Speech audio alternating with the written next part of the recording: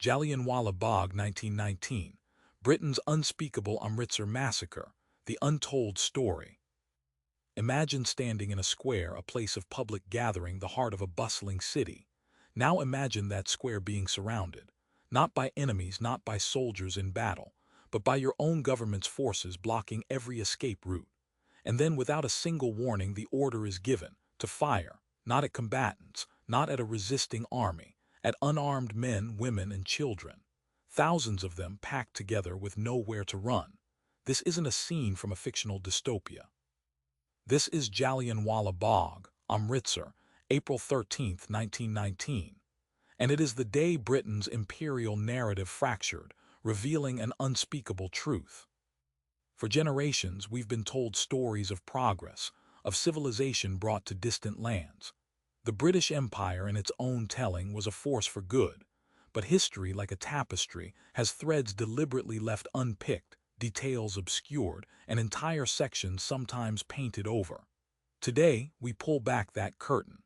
We look at the raw, brutal facts of what happened in Amritsar and the chilling logic that allowed it. This is not about assigning blame to every individual Briton, but about confronting the actions of a state, the consequences of unchecked power, and the enduring legacy of a massacre that echoes even today. Let's set the scene. It's early 1919. India is weary. The First World War is over, and with it the promise, the hope of greater autonomy for Indians who had fought and bled for the British crown. Instead, what arrived was not reward but repression. The Rowlatt Act, passed on March 21, 1919, was a draconian piece of legislation. It extended wartime emergency measures into peacetime. It allowed for detention without trial, for political prisoners to be held indefinitely, for severe restrictions on freedom of speech and assembly. It was, as Mahatma Gandhi famously called it, a stark terrorism. Across India there was outrage.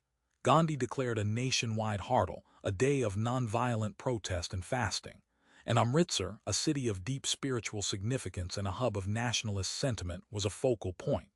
On April 10th, two prominent Indian leaders, Dr. Saifuddin Kichlu and Dr. Satyapal, were arrested by the British authorities and secretly deported.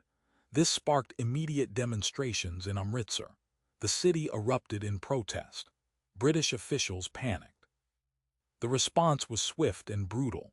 Police fired on a peaceful procession, killing several unarmed civilians. The situation escalated. Mobs, enraged by the killings, attacked government buildings.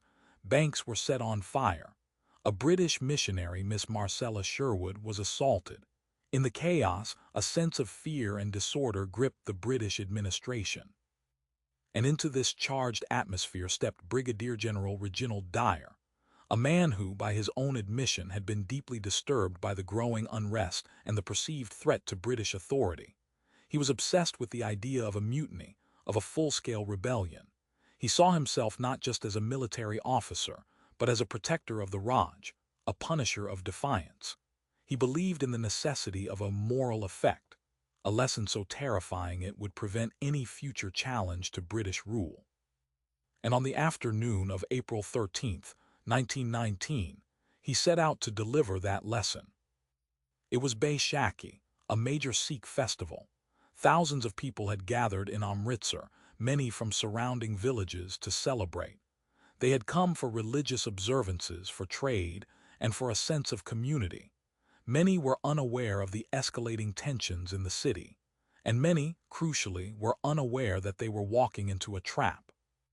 The Jallianwala Bagh is not a fort. It is an open garden, a walled enclosure with very limited narrow entrances and exits. On that fateful day, it was filled with families, with children playing, with people listening to speeches. Estimates vary, but it's believed between 15,000 and 20,000 people were present. At approximately 4 p.m., Brigadier General Dyer arrived with his troops, a force of about 50 Gurkha and Balochi soldiers, armed with rifles. He positioned them at a raised platform near the main entrance, and then, without any warning, he gave the order: "Open fire." The soldiers began to shoot. They fired indiscriminately into the dense crowd. There were no battle lines, no military objectives, just human beings. Panic erupted. People screamed, they ran, they trampled each other in a desperate attempt to escape.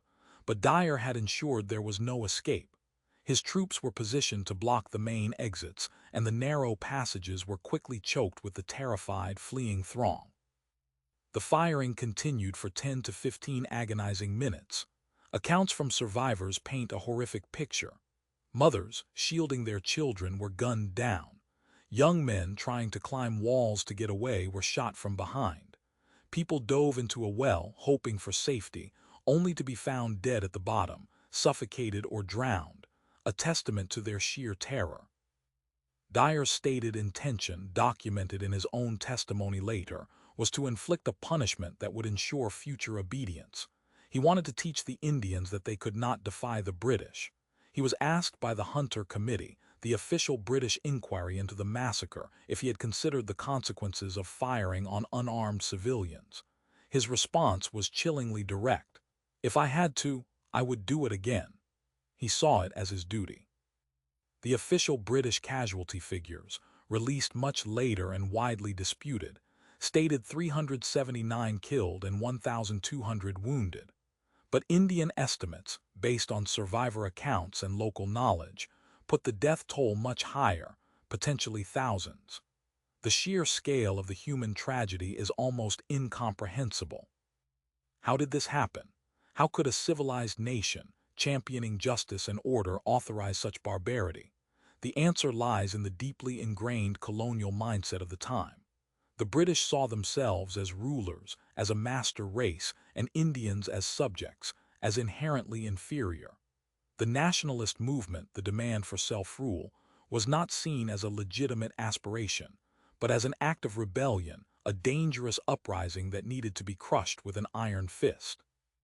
Dyer was not acting in a vacuum. While his actions were extreme, they were enabled by a system that prioritized the maintenance of imperial power above all else.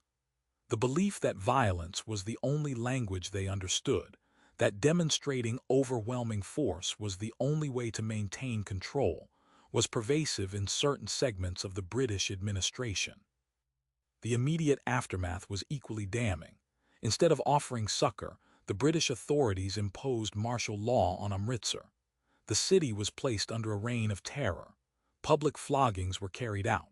Indians were forced to crawl on their bellies on streets where a British woman had been assaulted, an act of collective humiliation designed to break the spirit of the entire population. The Dyer Sahib's rule was one of absolute, unadulterated terror. When news of the massacre finally filtered out to the rest of India and the world, it sent shockwaves. It exposed the brutal reality beneath the veneer of imperial benevolence. It galvanized the Indian freedom movement like never before. Gandhi himself was deeply affected, solidifying his commitment to nonviolent resistance as the only path forward. Rabindranath Tagore, the Nobel laureate poet, renounced his knighthood in protest. The British government, under immense international and domestic pressure, eventually held an inquiry, the Hunter Committee. But the verdict was deeply disappointing for many. While Dyer was censured and forced to retire, he was not prosecuted. Some in Britain hailed him as a hero, a savior of the empire.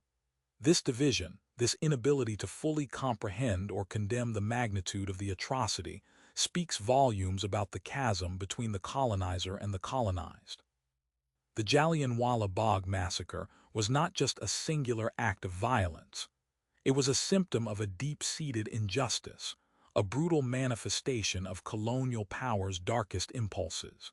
It was a moment where British proclaimed ideals of liberty and justice were utterly and horrifically betrayed. The wound inflicted at Jallianwala Bagh never truly healed. It became a potent symbol of British oppression, a rallying cry for independence. The echoes of those shots fired on April 13, 1919, continue to resonate. They remind us that history is not always about the victor's tales. It is about the silenced voices, the untold stories, and the uncomfortable truths that lie beneath the surface of proud empires. When we look back at Jallianwala Bagh, we are not just looking at a historical event. We are looking at a fundamental question about power, about justice, and about the true cost of empire. And the question that hangs in the air, long after the last shot was fired, is this: can true progress ever be built on a foundation of such unspeakable brutality?